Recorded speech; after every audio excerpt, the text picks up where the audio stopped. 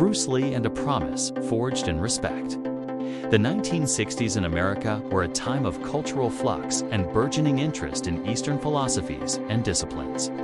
For a young Bruce Lee, who had left Hong Kong to pursue his education, and though he didn't know it yet, his destiny, it was a period of struggle and ambition. He was a martial arts instructor, a title that belied the revolutionary ideas simmering within him. He taught not from a place of rigid tradition, but from a crucible of constant questioning. His school in Oakland, and later in Seattle, was a laboratory where the ancient art of Kung Fu was being deconstructed and reforged into something brutally efficient.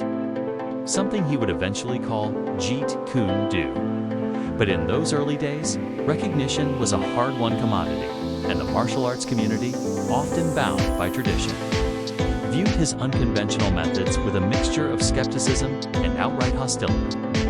It was against this backdrop that the invitation to the 1964 Long Beach International Karate Championships arrived. For Bruce, it was more than just a demonstration. It was a platform, a crucial opportunity to showcase his art on a stage populated by the established masters of the day. He approached it with the seriousness of a philosopher and the precision of a scientist. When he stepped onto the stage, he was a compact coil of focused energy. The audience, a sea of martial artists from various disciplines, saw a man of slight build, but that perception shattered the moment he moved.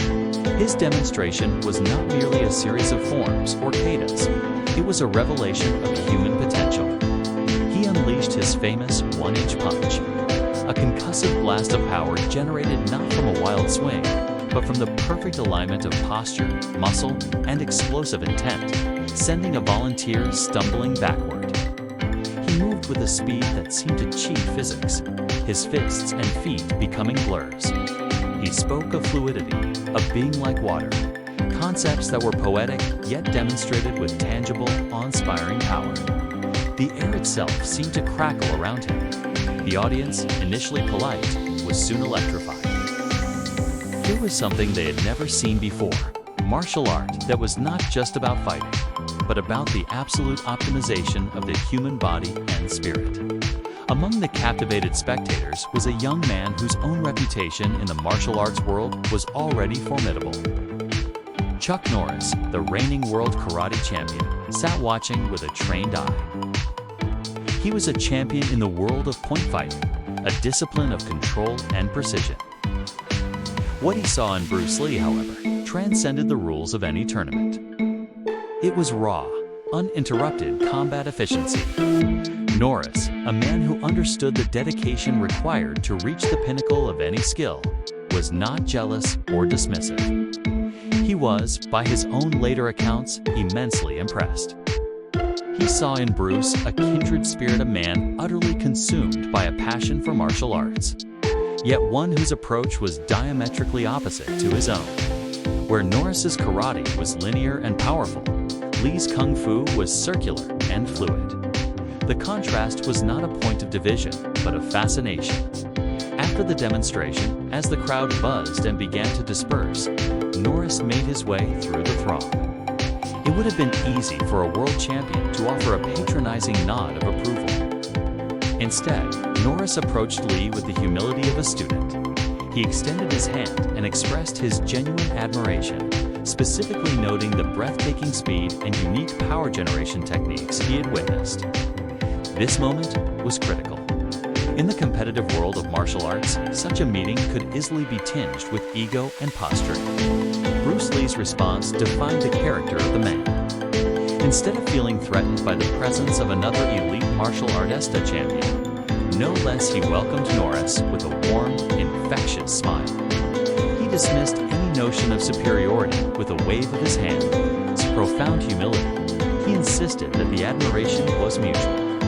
He praised Norris's achievements, his championship pedigree, and the formidable power of his karate.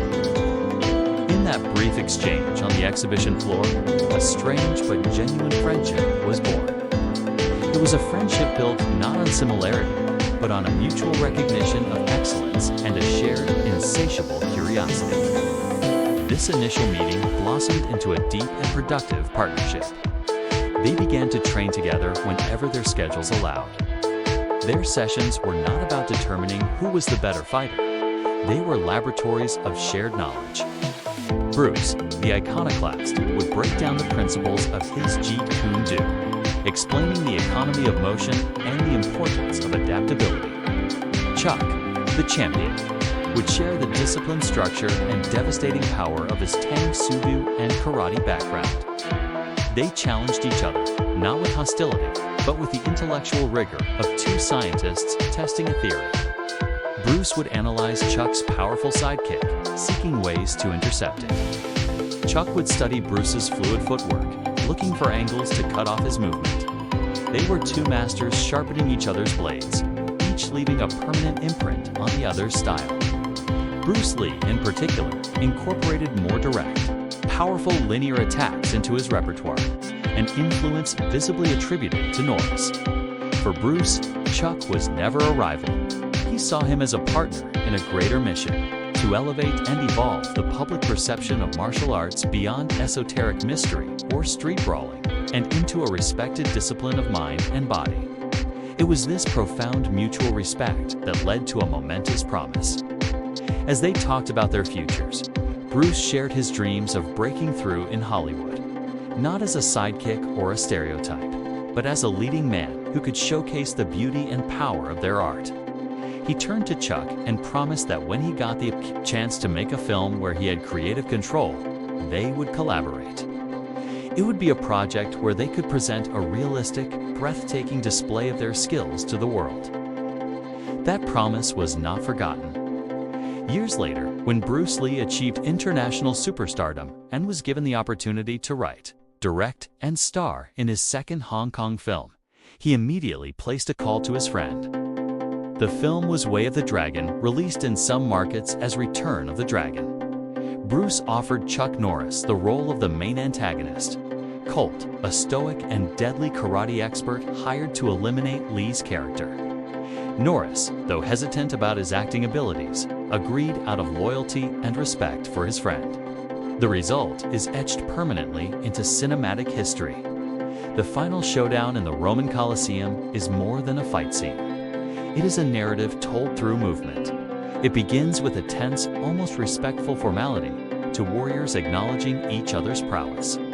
The battle escalates, becoming a brutal and brilliant showcase of their contrasting styles.